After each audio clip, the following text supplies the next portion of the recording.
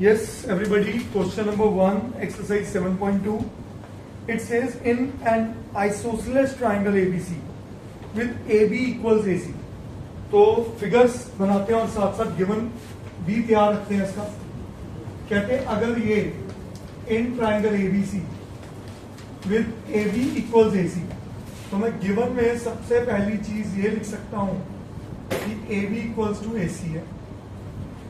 The bisector of angle B and angle C intersect each other at O.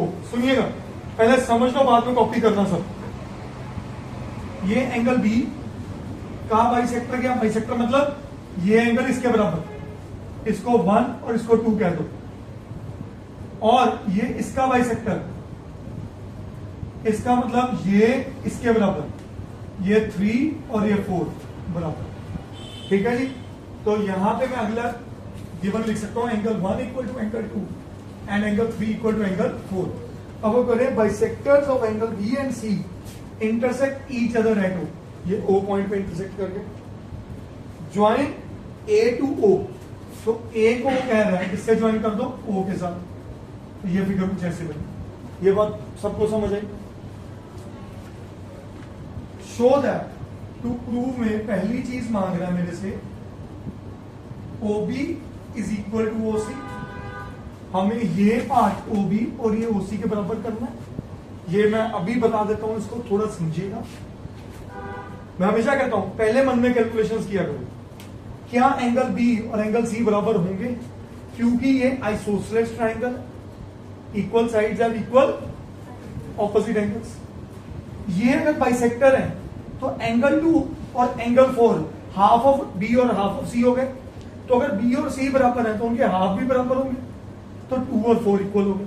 और अगर 2 और 4 equal हो गए, कन्वर्स ऑफ दैट थ्योरम क्या कहती है? ये छोटे ट्रायंगल में देखो, ये दो एंगल इक्वल है, इसके ऑपोजिट साइड OB और इसके ऑपोजिट साइड OC इक्वल हो गए. यस सो बोलो, लॉजिक सो आया बेटा?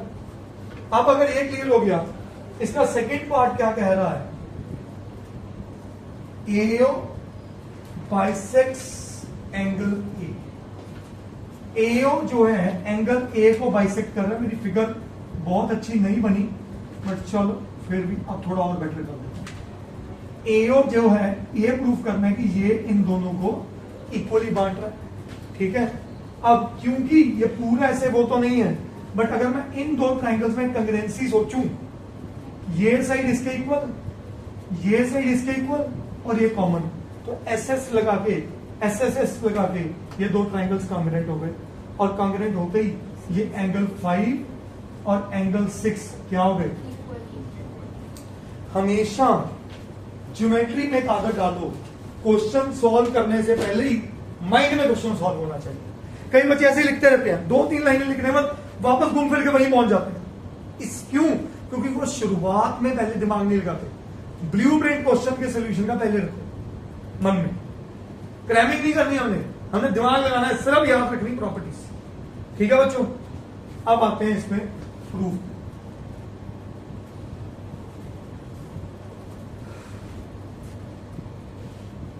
AB इक्वल्स टू AC है. सही. दिस इंप्लाइज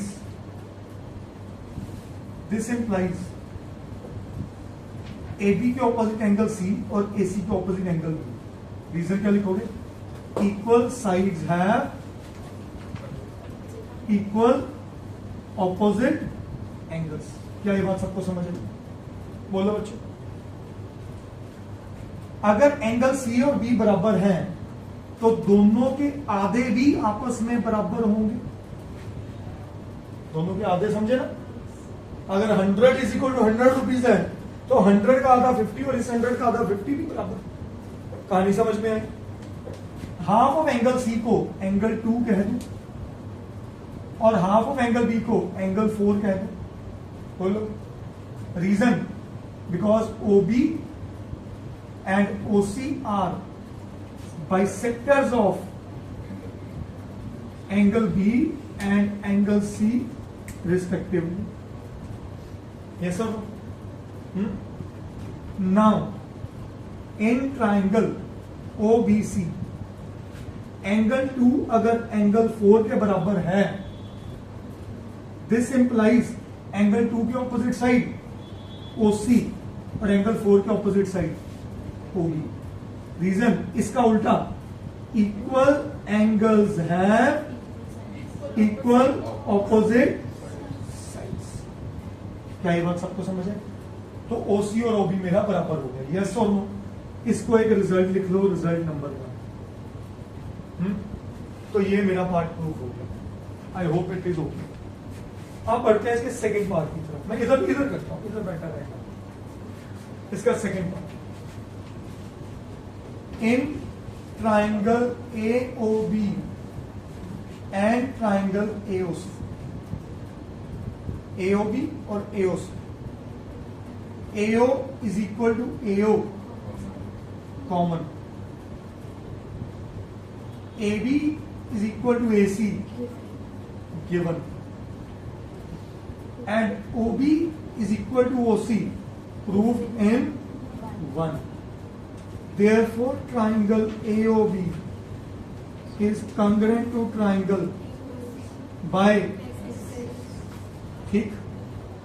इसका मतलब angle 5 should be equal to angle CPCT, और अगर 5 और 6 बराबर है, इस this implies AO bisects angle A। जिस वे में क्वेश्चन पूछा जाए उस वे में आंसर देना चाहिए।